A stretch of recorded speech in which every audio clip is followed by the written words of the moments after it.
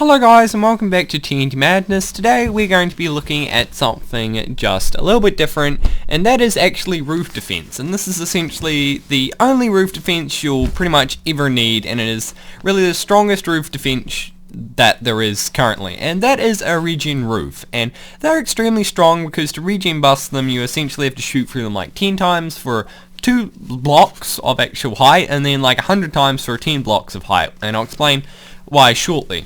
And the reason this is necessary is because of the fact that mid-air stackers now exist. So it means that people can essentially shoot over your base and then mid-air stack, so they don't need a backboard like a wall, and then just destroy the top of your base, which is very annoying. They're very complex cannons, so you probably won't see them unless you have an absolutely massive base, but it's still a thing to worry about and just to know about. So the reason I'm doing this video is because I was going to make a regen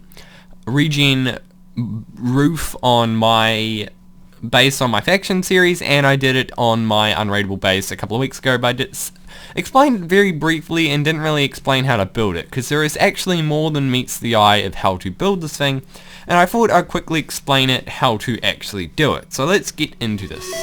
So what a regen roof is essentially a 5 to 10 block area that is on top of your base that of course protects your roof. So it protects all your valuables and stops people from raiding you from your roof. So this top area here is actually the regen roof, and this bottom bit here is just a part to represent the base, as there's actually a few walls that overhang from the main base, so that way even if they do mid-air stack, they can't just stack on this edge and then just hybrid here and then go across. They actually have to get through all of this area first before they can actually get into your base, which is very important for your actual defense. So how this works is essentially you have lava on the top, followed by some solid block, and then an ocean of water in the middle. And what I mean by an ocean of water is I mean an area where every single spot is a water source block, and I'll be showing you an easy way to do that in the tutorial. But essentially what this allows you to do is whenever one of these blocks gets destroyed up here, it will then regenerate some stone blocks under here like so. And then if you somehow destroy a larger area, like let's say to hybrid them a couple of times, then they will still regenerate into stone blocks. And then if it becomes a small area, if I actually went inside there, if it went into a small area and then they actually destroyed inside the stone block, so let's say here, then the another one would become stone block, but then they would have to cut out all the blocks around it, and then they would have to continue going down and create bigger and bigger patches until they could eventually raid it. That's why it's essentially exponential, because it takes twice as many shots essentially for each layer. So the more layers you have, the stronger it will get. However, I'd say the maximum that you really need is about 10, and I'd recommend something like 6 or 7 just for a half decent height. So that's essentially how this main bit works, if I could get out of here, that is. So the next bit is this main base bit down here, where it's essentially just your main base covered by a couple of wraps.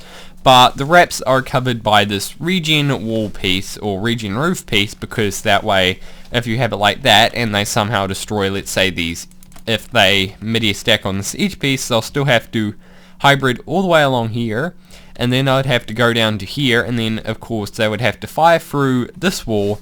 And since they're mid-air stacking, the only way they could continue to go through that wall is if they either fire another cannon that goes straight through the walls, or if they actually regen bust the roof. So if you have 2 or more wraps going around it, then they still have to go through this actual main part at the top to raid your base, which makes it very, very strong for that indeed. So this glass just represents where your normal walls would be, and you would always build this bit at the sky limit, or else it's not really worth it at all.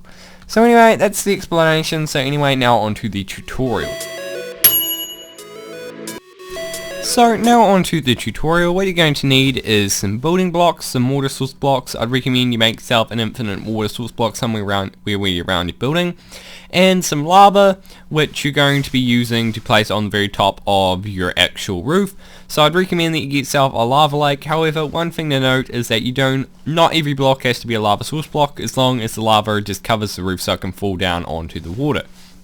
So that may save you some lava. However, you're still going to need a lot of lava, so I'd recommend you either have a lot of money in-game factions, or some sort of home set at a lava lake. So anyway, however, what you're going to need is your main base in the center, and then after that you're going to need 2 walls and or more.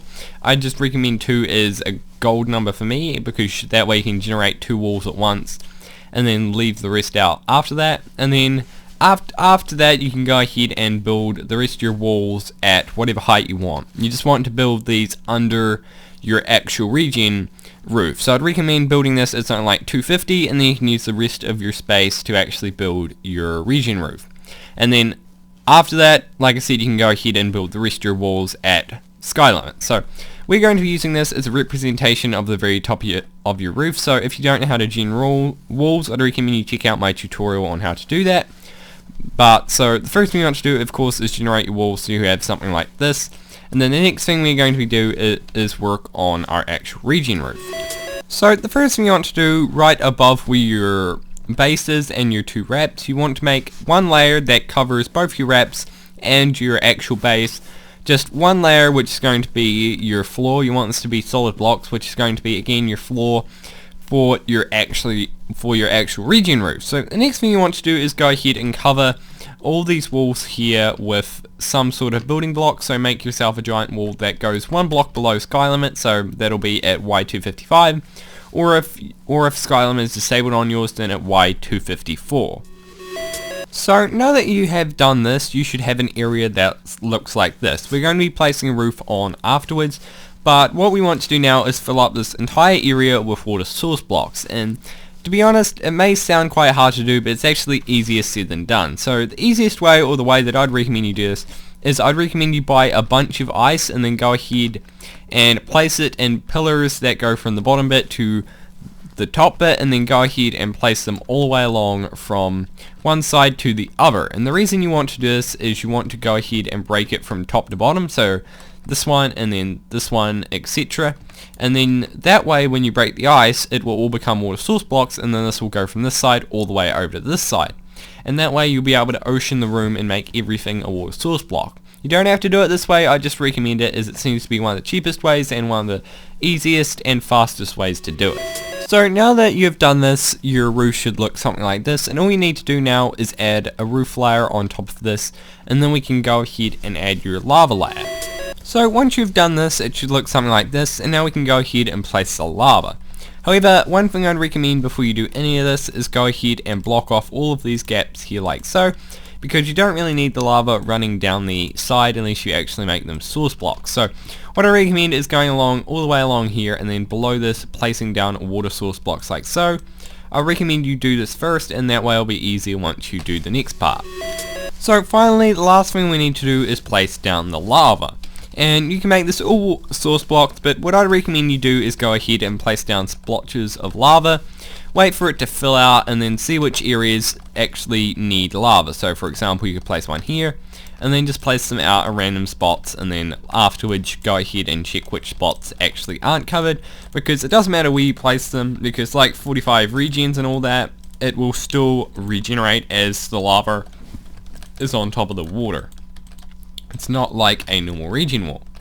So after you've done this, it should look something rather similar to this. Just make sure every spot is actually done like so, and then once you destroy some block here, it will still regenerate, as I cannot actually fall through it. And as you can see, this is actually stone. So now if I just get out here. So congratulations, you've now made yourself a regen roof, and you can show this off to all your friends and just be a little bit smarter than everyone else. So hopefully this is something that you can add to your arsenal. But anyway, goodbye from TNT Madness.